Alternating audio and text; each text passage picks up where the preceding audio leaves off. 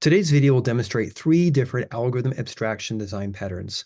Hello, I'm James Helfrich. The strategy, the template method, and the decorator are three different algorithm abstraction design patterns. This video will demonstrate how to apply all three of them to the same application, to an orbit simulator. Our simulator has many different components. We have a ship in the upper left-hand corner that I'm thrusting around. We have 6 GPS satellites. We have a Hubble Space Telescope and the Sputnik. Now, our job is to periodically shoot satellites. For an example, I will attempt to shoot this GPS satellite right here. And when I shoot it, it breaks up into parts, which like this solar array, fragments which expire, as well as little effects, like the little red pieces. What we're going to do is apply the algorithm abstraction part to the way these satellites break up, because every one of these parts and satellites and fragments break up in a different way. So let's see how we can do that. So our design starts with a simulator, which has 200 stars and many satellites. And the satellites, of course, have points, velocity, and direction. Now, there are several flavors of satellites. The first one is a projectile, and that's the bullet that shoots out of the ship. We also have whole satellites, and here we have 6 types of whole satellites. We have parts of satellites, for an example, the solar array or the main body or things like that. And then we have fragments. If a piece breaks off, there's little things that rotates. And we also have effects, which like little sprites that don't interact with the rest of the game. And we also have the Earth, of course. Under the whole, we have the Hubble, the ship, the Sputnik, and the GPS. In fact, there's going to be 6 whole satellites. And under the parts, we're going to have the GPS centerpiece, the GPS right array, GPS, the Starlink body, and the Starlink array. And it turns out there's going to be 9 different parts. So we're going to focus on the satellite now, and the satellite has a velocity, a position, direction, angular velocity, and so on, but it also has this destroy function. And the destroy method will break the large satellite up into smaller parts and the parts into fragments and the fragments into effects. And that's what we're going to work on today. So here's a more complete view of everything under satellite.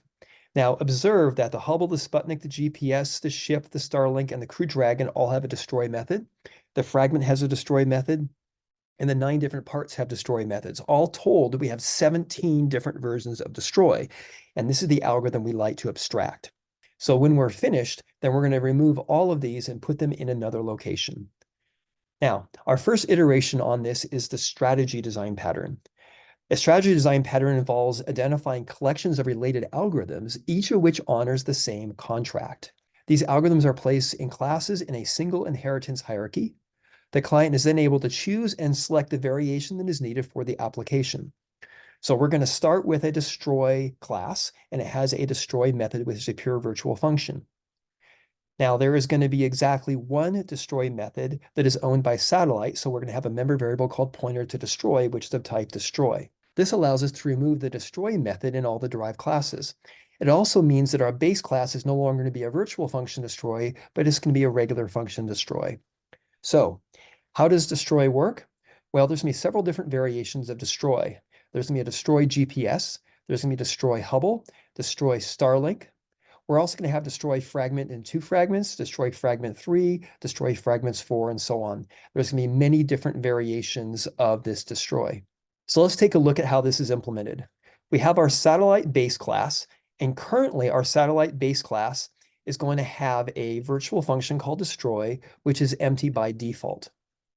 Now, every different variation of a satellite will have its own implementation of it. For an example, a GPS destroy will create 3 parts, a GPS center, left, and right, and it'll also create 2 fragments. And the GPS left destroy will create 2 fragments and so on. So like I mentioned before, there's going to be 17 different versions of these, and they all look very, very similar. Applying the strategy design pattern, the first thing we're going to notice is we have a class called destroy, which has one pure virtual function called destroy, which take the same parameter we had before plus additional satellite parameter. And this is a pure virtual function, making this an abstract class. We're also going to have destroy fragments 2, 3, 4, and 6 as well. Now in our satellite class, we have a pointer to our destroy.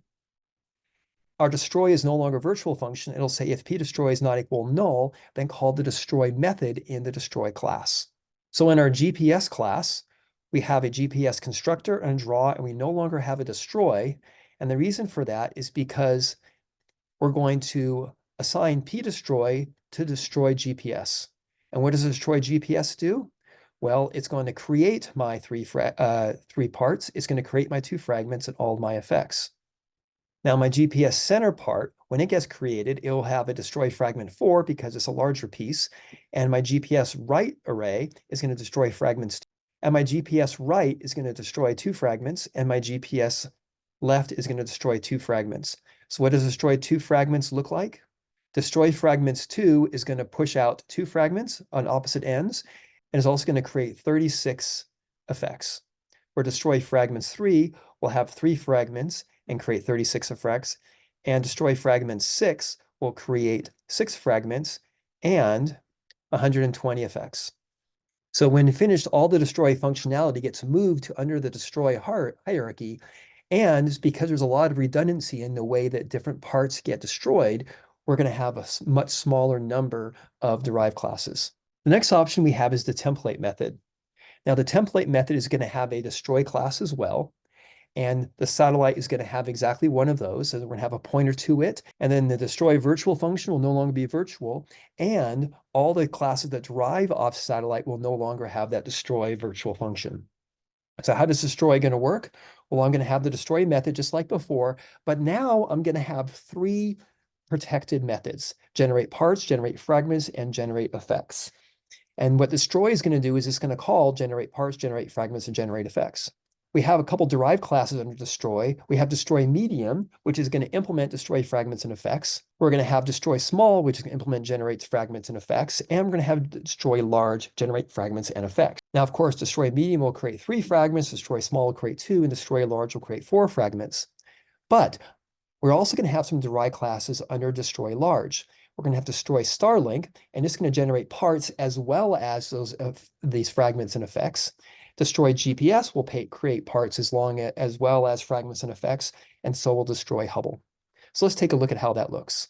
Now you'll notice that in our satellite class, we have the same pointer to destroy, and in our destroy method, it will also look very similar to what it did in the strategy. I will call destroy.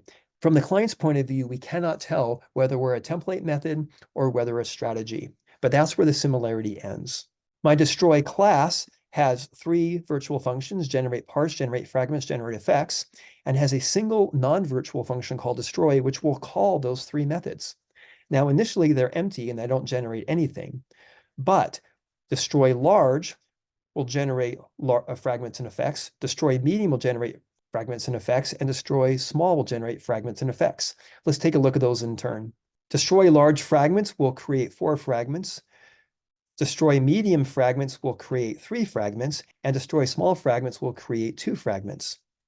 Destroy large effects will create a large number of effects. Destroy medium effects will create a much smaller number of effects, and destroy small effects will only create 36 different effects. Now let's take a look at the GPS. The GPS class, once again, does not have a destroy method, but in the constructor, I will hook up destroy GPS. And what does destroy GPS do? Well, inheritance off destroy large, so it gets those fragments and effects from large, but it also adds my different parts: my center, my left, and my right. And of course, Hubble and Crew Dragon will do exactly the same thing. So the advantage of this over the previous implementation is that I'm going to have a much smaller number of destroy methods, and there's going to be a lot less redundancy. But more importantly, even with under the destroy hierarchy, there's going to be much less functionality. In fact, there's going to be no duplicate functionality. Every single one of these methods is going to be distinct in some way. So the decorator design pattern is a technique for adding a sequence of tasks to an algorithm so it can be easily extended. The client assembles the sequence, and when the algorithm is executed, each task in the sequence is executed in order. So let's go back to our satellite example here. We're going to create a destroy class, and this time the satellite is not going to have one, but it's going to have many. So which means I'm going to have a collection of destroy, not a single destroy. And of course, satellite's destroy method is no longer virtual. It's just a regular method. And I can get rid of all the destroy methods and all the derived classes. Now let's take a close look at this destroy class. We're going to have a single pure virtual function called destroy, which makes this an abstract class. And we're going to have a destroy fragments, which is going to generate a single fragment. And it's going to derive off destroy. We're going to have destroy effects, which is going to generate about 30 effects. And then we're going to have destroy GPS, which is going to create the 4 GPS parts. We're going to have destroy Hubble, which will create the 3 Hubble parts. Destroy Starling, which will create the 2 Starling parts. And destroy Crew Dragon, which will create the 3 Crew Dragon parts. Now let's take a look at the code to see how this is going to work. So we're going back to satellite.h. And in here, we're going to have something different, a list of pointers to destroy, not just a single pointer. And then my destroy method, which of course is no longer virtual, is going to go for every decorator. We're going to call the destroy on it once. Now, what is our destroy method going to look like? It's going to have a single pure virtual function called destroy. And at the bottom here, we're going to have a destroy effects and destroy fragments. Let's take a look at destroy effects and destroy fragments.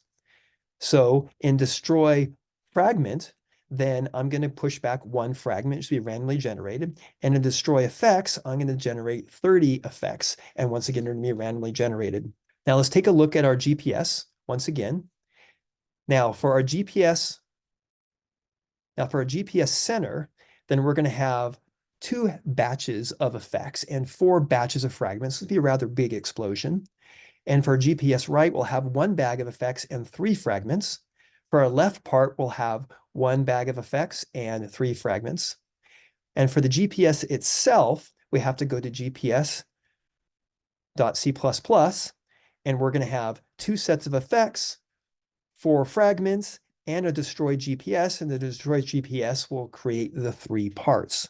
So if I'm going to take a look at Crew Dragon for an example, which is going to be very similar, then it's going to have 1 batch of effects, which would be 30, and 2 fragments. And the right antenna will have 1 bag of effects and 2 fragments. The center part will have 1 bag of effects and 4 fragments. And of course, the dragon itself will create the 3 parts. So when I put it all together, the whole dragon will have 2 batches of effects, 4 fragments, and the 3 parts. And from this, the decorator, you can see, completely eliminated all redundancy. There is exactly 1 function that creates fragments, 1 function that just creates effects, 1 function that creates GPS parts, and so on. And I can assemble these in any different combination I want. And this gives me maximum flexibility and, of course, 0 redundancy, which is desirable.